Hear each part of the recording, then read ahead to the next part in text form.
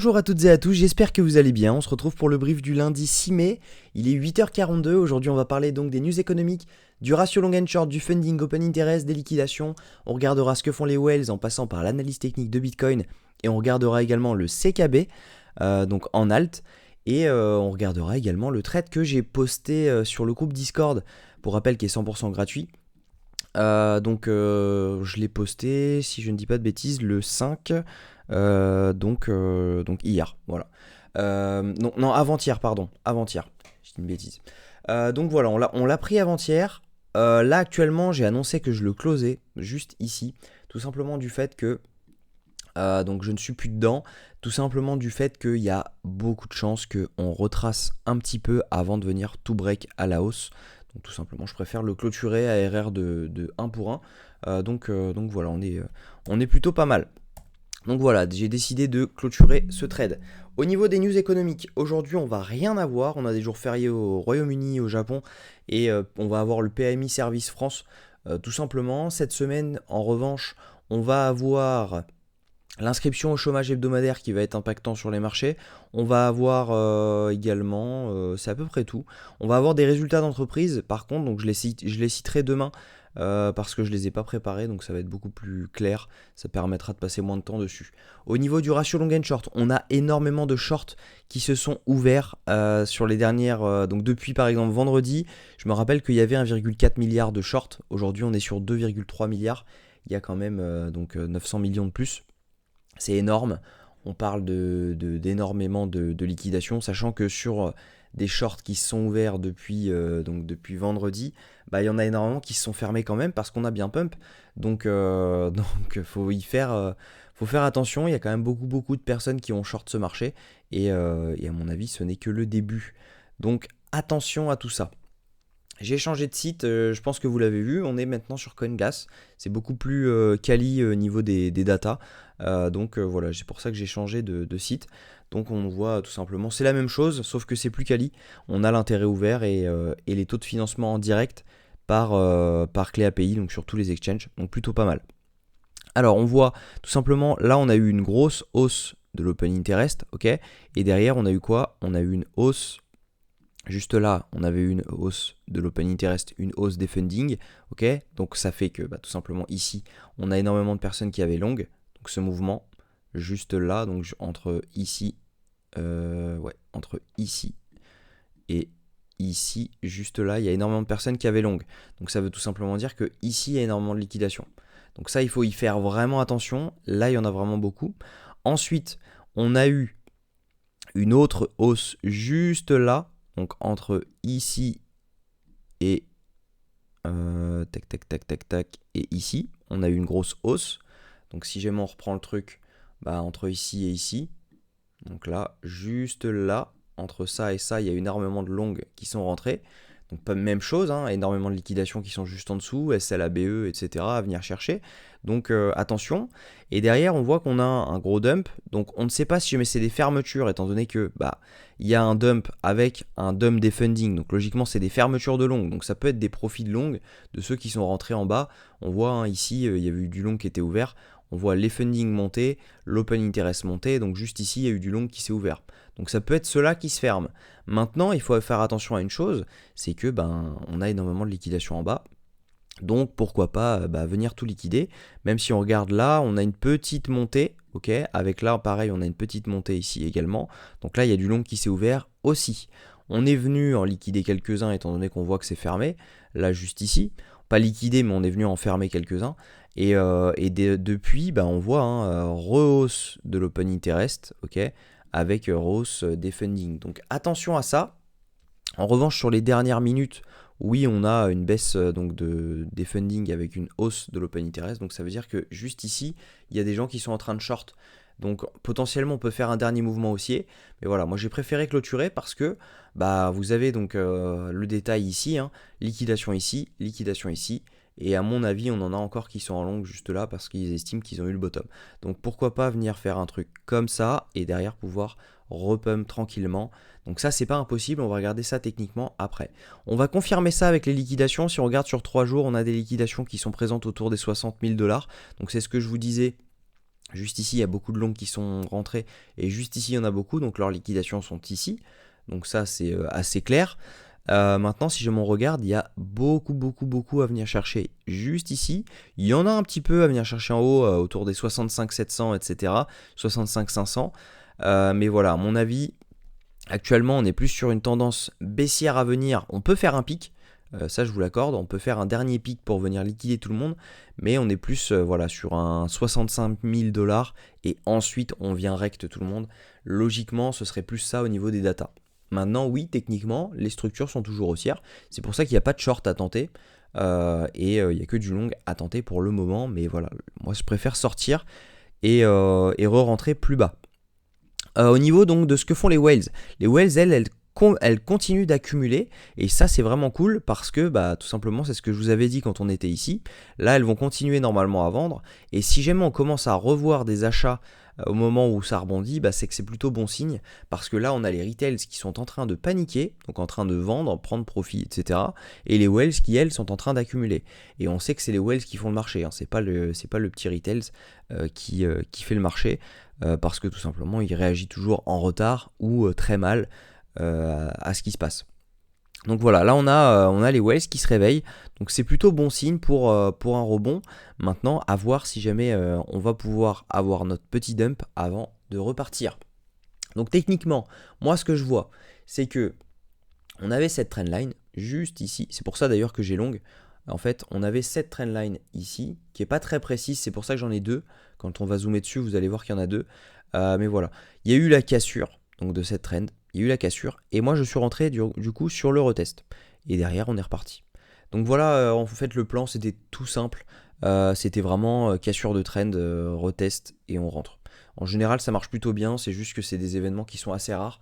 Et donc du coup, il n'y a pas assez de trades dans l'année pour même pouvoir en vivre, parce qu'il y a genre 5-6 trades comme ça dans l'année, et sachant qu'il faut être devant au moment ou au moment où ça se passe, parce que vous retestiez là ou que vous reveniez tester là, bah, c'est plus du tout la même entrée. Donc faut être devant en plus.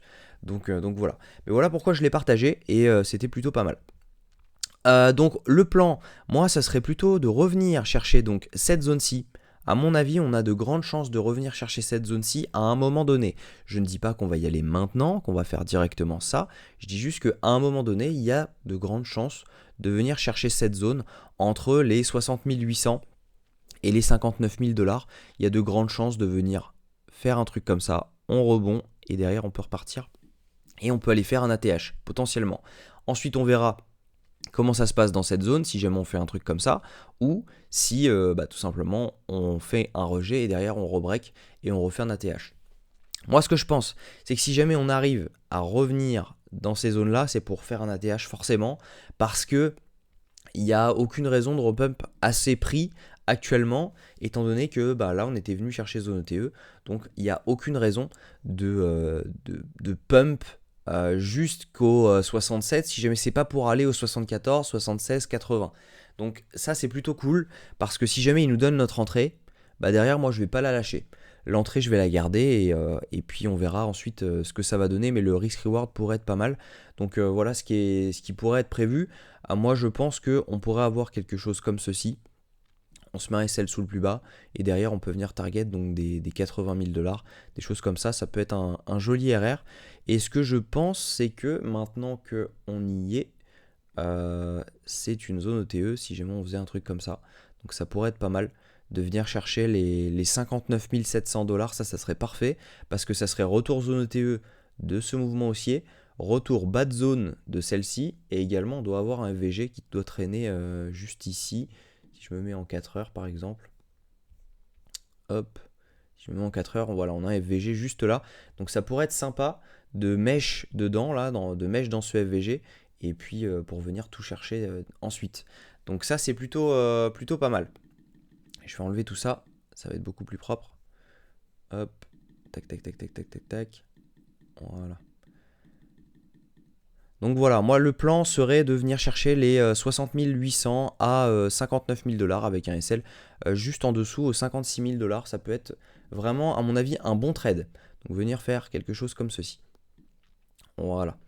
Donc au niveau de CKB, On va regarder ça directement en daily. Hop, on va regarder ça en daily. Donc CKB, déjà, techniquement, moi j'en achèterai pas parce qu'il est déjà bien haut. On n'est pas revenu chercher une zone OTE.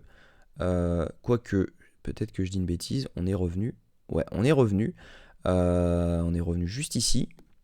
C'est ça qui m'a induit en erreur.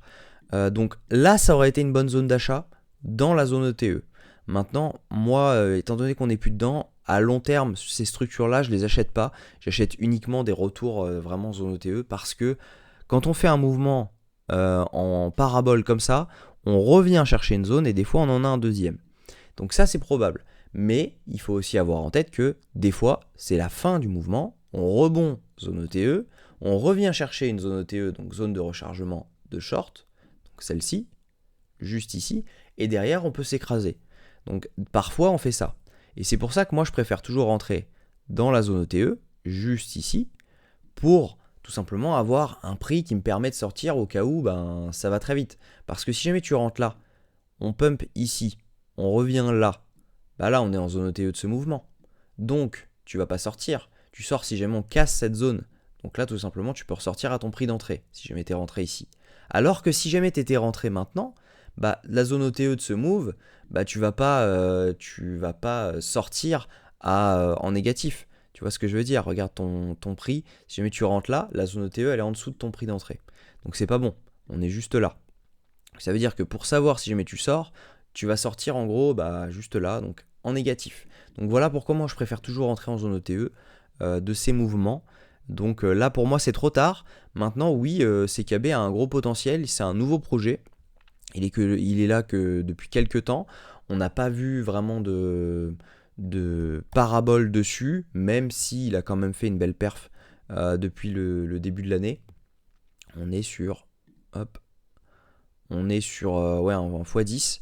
Et maintenant on va juste regarder, si je regarde CoinMarketCap, c'est pour ça que j'en fais qu'un aujourd'hui, c'est que je vais regarder la supply en même temps. Hop, le CKB. Voilà. On a donc max supply, donc c'est infini. Alors ça c'est toujours problématique quand c'est infini, ça veut dire qu'ils peuvent en créer autant qu'ils veulent et en détruire autant qu'ils veulent. On ne sait jamais vraiment ce qu'ils vont faire. Donc il y a 44 millions de tokens. Ouais, en fait c'est un problème pour moi. Mais voilà, maintenant il faut aussi savoir une chose, c'est que du coup tous les tokens sont sortis et que le fully diluted market cap représente le market cap à quelque chose près. Donc ça c'est plutôt pas mal. Mais voilà, le niveau supply c'est compliqué. Faudrait voir l'inflation. Pour ça j'avais un site mais je ne m'en souviens plus. Faudrait que je le retrouve. Et on regardera ça dans une prochaine vidéo. J'espère que cette vidéo vous a plu. Si c'est le cas, donc pour CKB, je vais reprendre. Ouais, je vais reprendre quand même. Pour CKB, si jamais on voulait vraiment avoir une extension, hop, je vous mets ça comme ça, tac. Donc c'est 1,68, 2,61,8, voilà. Donc voilà, en gros les prix pour CKB, si jamais d'après cette extension-ci, on pourra avoir un CKB qui oscille autour des 10 centimes à 0,07 centimes à 0,05 centimes. Ça veut dire que pour ceux qui ont capté le move dans la zone juste ici, moi je ne préconise pas de rentrer maintenant étant donné qu'il y a quand même une variation de 47%, c'est quand même pas mal, c'est pas rien. Donc moi pour ceux qui sont rentrés ici, voilà les targets, ça serait prise de profit juste à 0,05, ensuite deuxième prise de profit à 0,07 et derrière pour pouvoir venir chercher les 0,10 avec un trailing stop, donc avec un stop suiveur qui vous permet en tant que phase parabolique, si jamais on commence à faire un truc comme ça, tout simplement vous mettez votre stop loss à chaque fois ici, là vous mettez votre stop loss, etc. Donc ça vous permet tout simplement de sécuriser le truc. Je ne dis pas qu'il va être en parabole, il peut très bien faire le scénario que je vous ai dit et c'est pour ça que j'en achète pas maintenant. Il peut très bien faire le scénario que je vous ai dit, venir zone de rechargement de short et derrière pouvoir dump tout le monde et après on repart. Donc ça c'est possible, attention à ça. Voilà, j'espère que cette vidéo vous a plu. Si c'est le cas, je vous invite à liker, commenter et vous abonner. On se retrouve demain à la même heure. Prenez soin de vous.